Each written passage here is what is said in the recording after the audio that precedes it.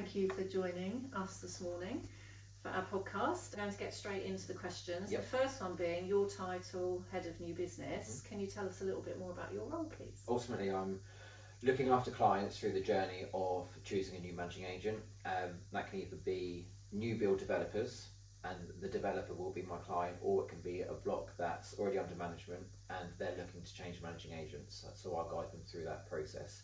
Where we are instructed, I will look to onboard the block into systems and mobilise the block into management. Which is the easier? Is it where you're taking on a block that's already under management elsewhere, or is it taking on a new build development? There's probably a mixture. So new build developments take a lot longer. They're simpler because everything's brand new, everything's under guarantee. But I can often be working new build development for 2 to 3 years before it's in live management, whereas an existing block under management is a much quicker process, typically 3 months, but you inherit lots of sometimes neglect or problems that need to be Which is probably why we've been instructed to take it on in the first place. Yeah. Because they're unhappy with their current managing agent and want to change. Yeah. When you're taking on something that's already under management elsewhere, service charge is set, there's a routine in terms of maintenance, etc. Whereas with new build, I imagine it's a completely different process because you're having to set budgets, etc. You're having to look quite a long way down the road, aren't you? That must be quite a tricky thing to do, I would think, because you're starting completely from scratch. Everything's from scratch. So in the early days, I need to go out and get quotes for the maintenance, for cleaning contractors, grounds maintenance, and looking after the kit. The newer buildings are far more comprehensive and complicated with the kit that's involved, and that needs to be insured and maintained. It is harder work, it takes longer, but then you start to deal with your kind of reliable contractors, and then you build up relationships with them as well, and they get used to you dealing with new build sites where it could take 1 or 2 years before they actually get the contract. It's more to think about, but it's a cleaner structure to begin with, so it's more complicated. You have to look further down the line, but it's all new and it's all in your control. You set the budget, whereas if you're inheriting somebody else's budget with their contractors, that can be more complicated because certain things have been neglected, overpaying. You're inheriting bad situations on some occasions, aren't you? Which that have to be unravelled. Something that's already managed, you're looking at taking on how quickly? Normally 3 months? 3 months, typically 3 months, Whereas, as you've just said, with a new development, you're looking potentially 1, 2, 3, 4 years down the line.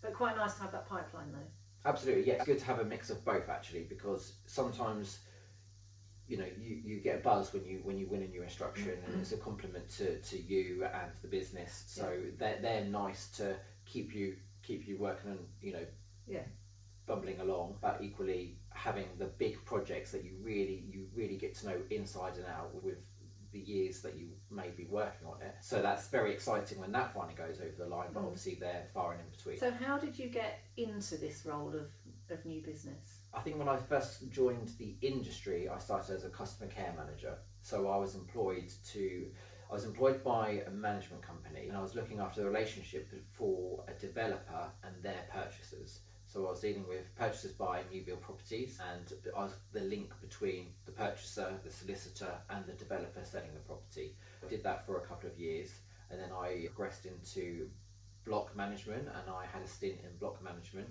managing typically new build schemes because that's where my experience was. And then an opportunity come to move into new business. So I've just progressed from there really, and I think it's just over the years you build up a knowledge and an area of expertise, then that then just becomes your selling point. And actually, your 2 previous roles. Absolute perfect grounding for what you're doing now. It's the whole journey really. It all links in together. So you have a broad understanding of the whole process. Then where I am now in that position, because I have the past experience of my other jobs, it makes my job easier. I'm forethinking things that I need to do and the questions that I need to ask to help deliver that.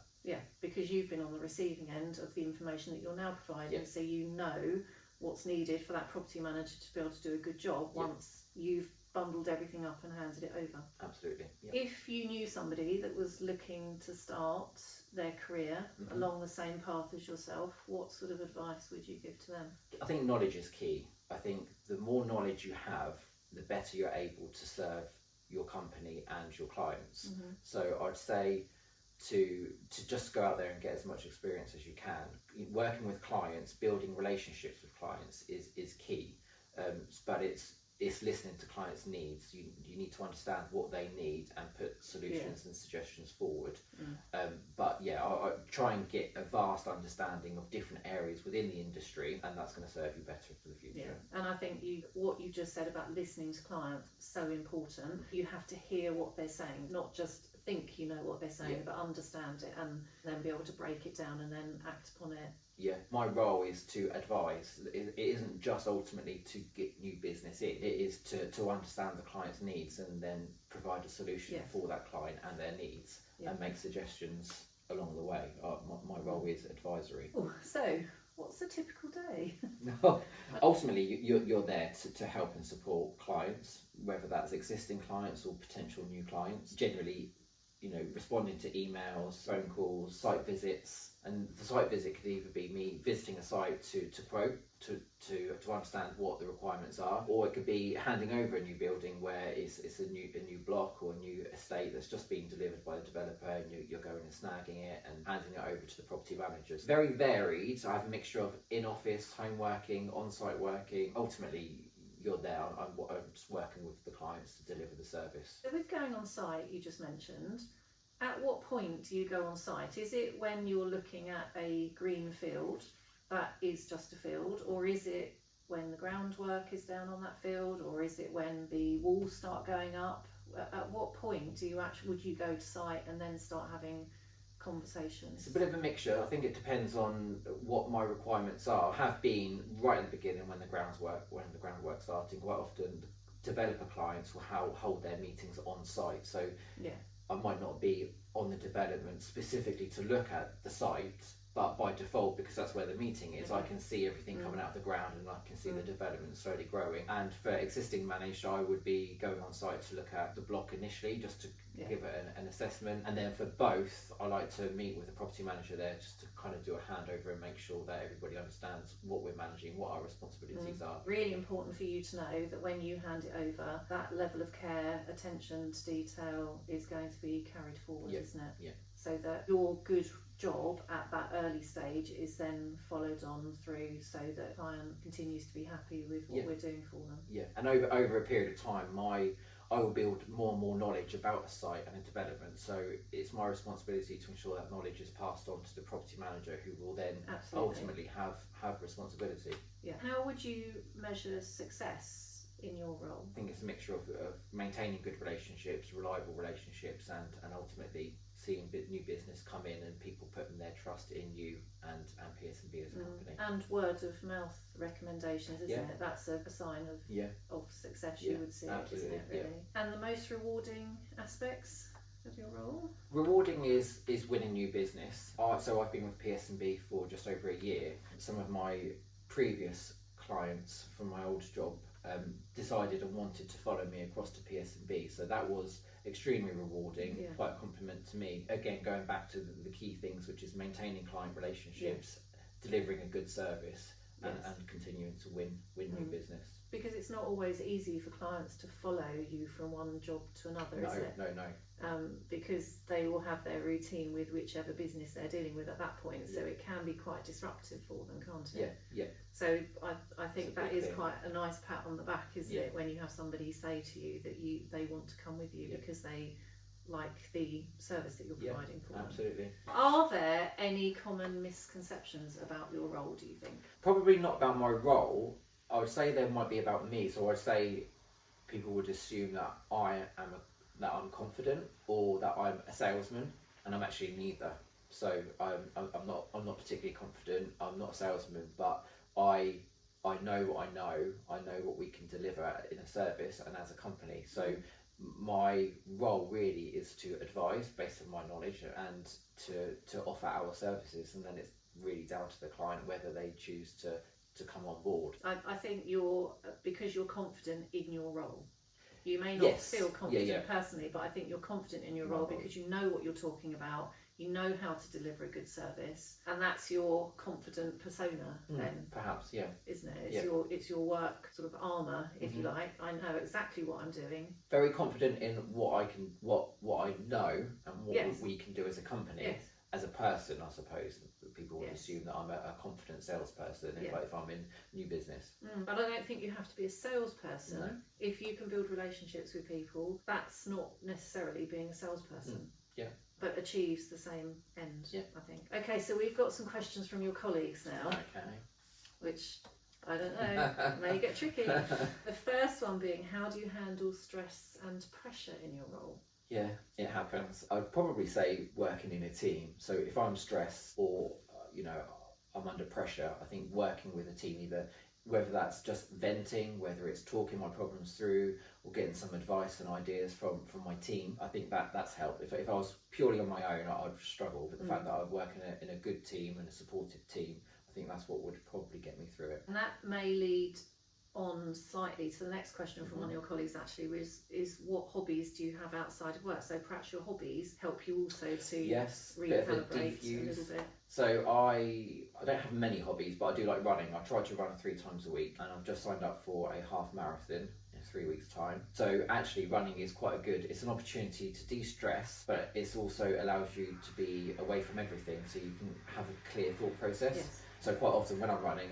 things will come to mind that I hadn't considered before. So that does actually work as well. Yeah. And which half marathon are you doing? Gosport half marathon. Okay. So I was supposed to be doing the Great South Run a couple of weeks ago, and it was cancelled because of the weather. So I still ran the 16k just to get it out of my system. But I kind of was preparing for the hype of a run and supporters. Yes. Yeah, the half marathon. It'd be my first one. Got it in 3 weeks. Do you have a time in mind? I would like, whether I do it or not, I would like to do it in 1 hour 45. So yeah, we'll see. Depends on the weather and the wind, but yeah, let's hope the wind is behind you. Yeah.